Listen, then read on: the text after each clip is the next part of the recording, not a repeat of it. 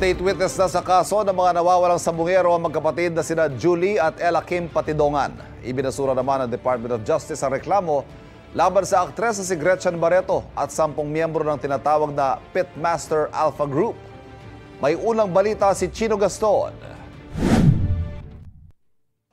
Ang reklamo laban sa aktres na si Gretchen Barreto at 10 pang miyembro ng tinatawag na Pitmaster Alpha Group ibinasura ng DOJ Panel of Prosecutors. Base sa resolusyon, espekulasyon at wala raw sapat na ebidensya laban sa kanila. Tungkol sa mga nawawalang sabungero, dumalo lang daw sila sa pulong kung saan napagdesisyonan umanong parusahan ang mga sabungero para sa pagdaraya. Batay na rin daw sa testimonya na magkakapatid na Patidongan. Sa pamamagitan ng kanyang abogado, nagpasalamat si Barreto sa mga sumuporta sa kanya. Kasabay ng muling pag-iit na walang katotohanan ang akusasyon laban sa kanya at wala siyang kinalaman sa kaso ng mga nawawalang sabungero. Hindi rin kakasuhan sina retired Police Lieutenant General Jonel Estomo na dating hepe ng National Capital Region Police Office at Police Colonel Jacinto Malinaw Jr. Dismiss na rin ang lahat na reklamo laban kina Julie at Elakim na natanggap na bilang state witness ng Witness Protection Program. Base sa resolusyong inilabas ng Department of Justice, nakitaan nila ng sapat na basihan para magsampa ng kasong kidnapping with homicide at kidnapping with serious illegal detention laban kina Charlie Atong Ang at 21 iba pa. Ayon sa abogado ni Ang, dismayado pero mahinahon na tinanggap ng negosyante ang resolusyon. Hindi raw patas ang resolusyon ng DOJ dahil may mga affidavit daw at mga ebidensya mula sa kanila na tila hindi raw naisama. Doon po sa mga ebidensya namin, halimbawa, may 10 affidavit po na yung mga testigo namin na naka-file sa CIDG.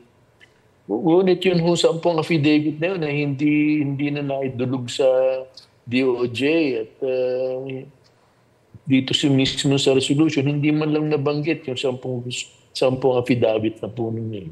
Nasa Pilipinas lang daw si Ang at maghahain sila ng motion for reconsideration. Hindi naman kasama sa kakasuhan ang mga anak at iba pang kaanak ni Ang na nadawit din. Ayon sa Malacanang, naging mapanuri at maingat ang proseso ng pagbuo ng kaso alinsunod sa kautusan ni Pangulong Marcos. Ang nais naman lagi ng Pangulo ay dapat kung magsasampa ng kaso, ito'y naaayon sa ebidensya. Hindi madalian. Natutuwa raw ang pamilya ng mga nawawalang sabungero sa pag-usad ng kaso. Pero marami sa kanila ang naniniwalang nagsisimula pa lang ang laban.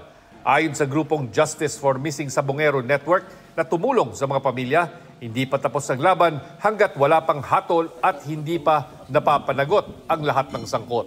Maasa kami na mabigyan ng pag-asa itong mga kapamilya ng mga biktima para sa ganun makita ng taong bayan na may pag-asa pa tayo.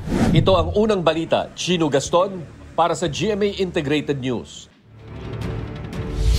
Nagpasalamat si Matag-Ob Leyte Mayor Bernie Tacoy sa dismissal na reklamo laban sa kanya. Wala pa raw siyang natatanggap na kopya ng resolusyon sa ngayon, pero nagpapasalamat siyang nalinis na ang kanyang pangalan. Patuloy raw siyang nananalangin na manaig ang katotohanan sa kaso ng missing sabungeros. Igan, mauna ka sa mga balita, mag-subscribe na sa GMA Integrated News sa YouTube para sa iba't ibang ulat sa ating bansa.